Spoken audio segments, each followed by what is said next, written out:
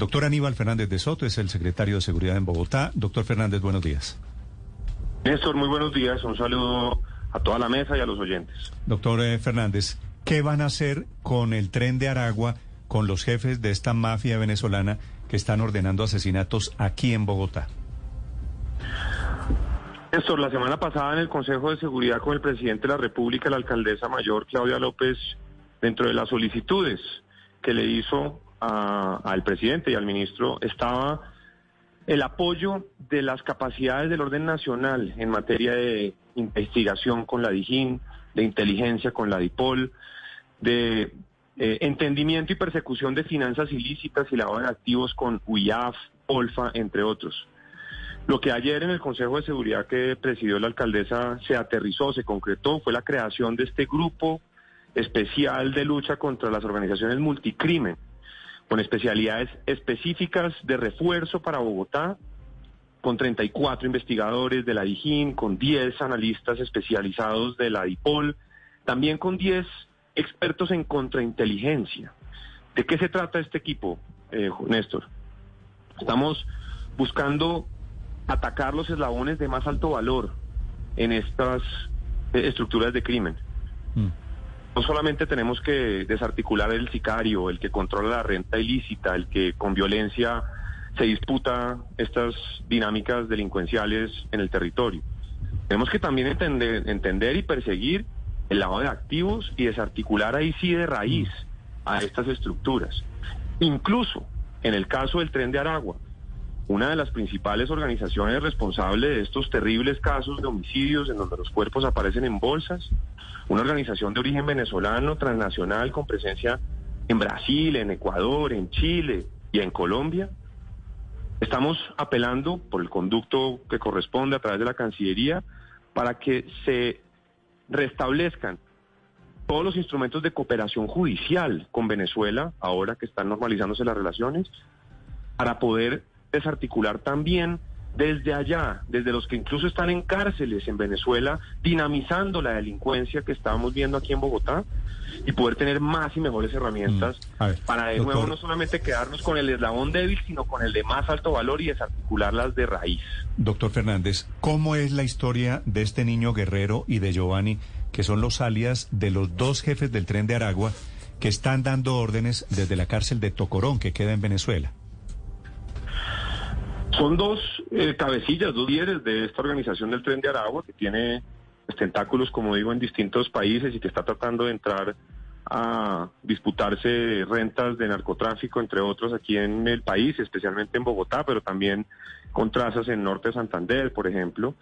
Y la información que tenemos de inteligencia, de investigación, que nos ha compartido los organismos con los que trabajamos permanentemente y en equipo todos estos temas, es que incluso desde allá, desde donde están, en Tocoró, están generando lineamientos, directrices y dinamizando muchas de las actuaciones que sus sucursales aquí en el país y en Bogotá están impulsando. Entonces, por eso se ha solicitado, y la alcaldesa fue muy clara, por el conducto que corresponde a través de la Cancillería, que se tenga en cuenta en la reapertura de las relaciones la parte judicial y la cooperación en inteligencia y con las autoridades policivas y de investigación de Venezuela para hacer causa común, desarticular esta estructura y poder neutralizar pues estos hechos de violencia que estamos registrando en la ciudad. Pero, doctor Fernández, ¿cómo es posible que dos capos encarcelados desde una cárcel al otro lado de la frontera estén coordinando masacres? ¿Cómo se comunican? ¿Cómo llegan precisamente a coordinar una célula que se está tomando la capital de Colombia? Infortunadamente, como ha sido histórico en los casos de narcotráfico y en el crimen organizado, también se permean las autoridades. Se permean las autoridades seguramente en Venezuela, también infortunadamente aquí en el país.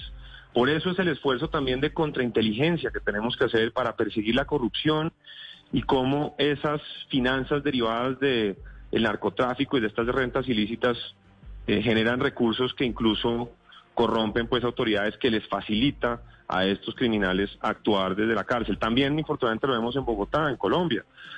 Nosotros hemos evidenciado, por ejemplo, en el caso de la extorsión, que la mayoría de las dinámicas y las llamadas extorsivas se hacen desde las cárceles. Y ahí tenemos que trabajar mucho más cercanamente con el gobierno nacional para ver cómo podemos tener mejores controles en el IMPEC y demás. Pero lo que la información nos da desde el punto de vista de inteligencia, desde el punto de vista de investigación, es que esa realidad también ocurre con estos dos individuos que están en esa cárcel en Venezuela. Sí, secretario, pero fíjese que el problema de microtráfico o tráfico de estupefacientes al menudeo lo tienen casi todas las ciudades de Colombia, pero ¿qué tiene de especial Bogotá para que el Tren de Aragua se haya instalado aquí y tengamos este problema de microtráfico y ahora de embolsados? ¿Qué hace especial a Bogotá? Somos 8 millones de habitantes en esta ciudad, el 25% del PIB del país. Aquí el mercado de consumo pues es el más grande del país y es más fácil en una ciudad que aporta el 25% del PIB lavar activos. Y eso es lo que están tratando de controlar y de llegar aquí a copar ese espacio que quedó vacío, por ejemplo, en algunas zonas de la ciudad como en Kennedy, después de haber desarticulado a la banda de los Camilo. En octubre del año pasado fue desarticulada en su integridad.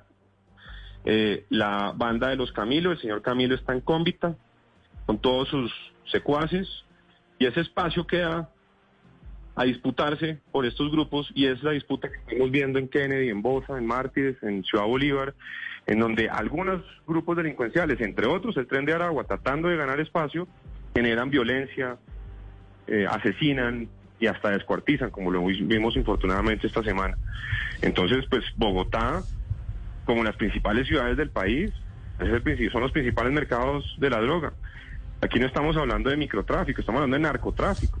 Más del 20% de la producción de droga del país se queda ahora para consumo interno. ¿Cuántas bandas de estas multicrimen fuera del Tren de Aragua hay en Bogotá, doctor Fernández?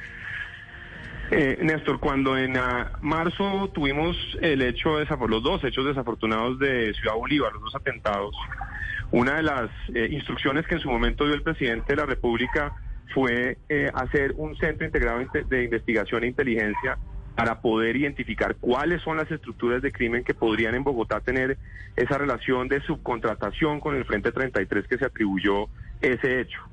En ese sentido, se identificaron 9 estructuras de crimen como aquellas de mayor posibilidad de tener estas dinámicas, una de las cuales es el Tren de Aragua, y principalmente dentro de esas 9, junto al Tren de Aragua hay otras 2 que se están disputando estas rentas y que son las principales responsables de estos homicidios con cuerpos en bolsas y demás. ¿Y esos 23 muertos de los cuerpos en bolsas son todos integrantes de alguna de esas 9 bandas? No necesariamente. Por el momento, Néstor, de esos 23 casos o 23 homicidios, se han esclarecido ya 4. Hay 5 capturas por esos hechos. Hay 9 casos adicionales que están muy cerca de esclarecerse. Muchos de las víctimas son venezolanos, otros está por esclarecerse y otros no son venezolanos, son colombianos. De modo que es parte de la investigación que avanza. Aquí estamos con la Fiscalía y con la Policía trabajando muy profundamente para lograr las órdenes de captura que nos permita esclarecer los otros casos que viene bien avanzado, y ese es el trabajo que ahora va a fortalecer este grupo especial de lucha contra las organizaciones multicrimen que se ha formalizado en Bogotá. Esos grupos, esas bandas que ustedes tienen mapeadas, doctor Fernández, ¿tienen repartida Bogotá por zonas, por localidades? ¿Usted maneja una zona, yo manejo otra? Es posible que estén disputándose con algunas dinámicas. Por ejemplo, como mencionaba, cuando queda desarticulada la estructura de los Camilo, que principalmente delinquía en Kennedy, Bosa, incluso Suacha, ahí queda un espacio, y ese espacio pues es el que se empiezan a disputar estas dinámicas, estos grupos de delincuencia. Por eso en torno a Patio Bonito, El Amparo, y en entornos de Corabastos hemos visto que se han concentrado muchas de estas disputas.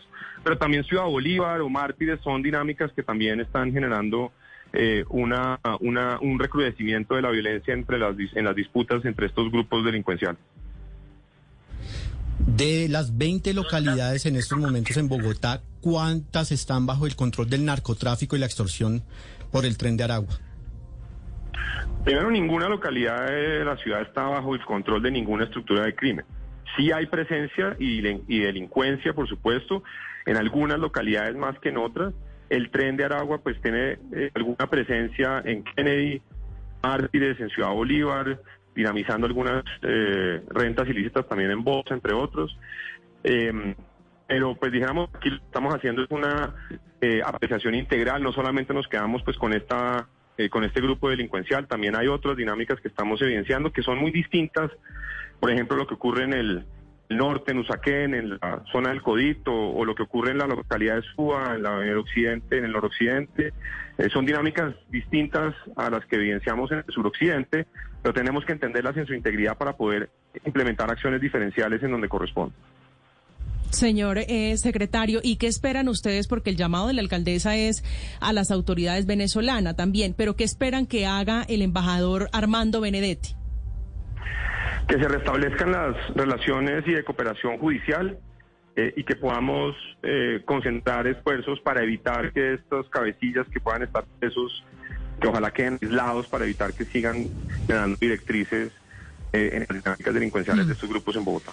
Doctor Fernández, ¿pero están ustedes seguros que estos cadáveres en bolsas son producto directamente de las disputas de grupos por rutas de microtráfico en Bogotá o son producto de deudas no pagadas, de préstamos gota a gota que se hacen con las ganancias del narcotráfico? Y se lo pregunto porque estoy viendo que en Venezuela el Tren de Aragua tiene varios presos en las cárceles por eso, por matar gente que no pagaba esos préstamos gota a gota, que evidentemente se hacían era con el dinero que dejaban las exportaciones de cocaína. ¿Cuál es el diagnóstico concreto que tienen ustedes de eso? Y si es así, si llega hacer por préstamos gota a gota, ¿cómo van a hacer para que la UNIAF, las unidades de lavado de activos, la DIPOL, en fin, lo puedan rastrear si es que todo eso se hace por fuera del sistema financiero?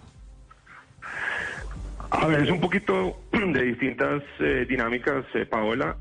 Principalmente los casos que están esclarecidos, los 4 casos que ya están esclarecidos con 5 capturas, nos indican que ahí las víctimas de estos horribles casos son pertenecientes a estos grupos de delincuencia y es más o menos una dinámica en donde el grupo delincuencial obliga al jíbaro o al comercializador de estupefacientes a que le venda o le compre a determinados, y al que no atienda esas instrucciones pues es sometido.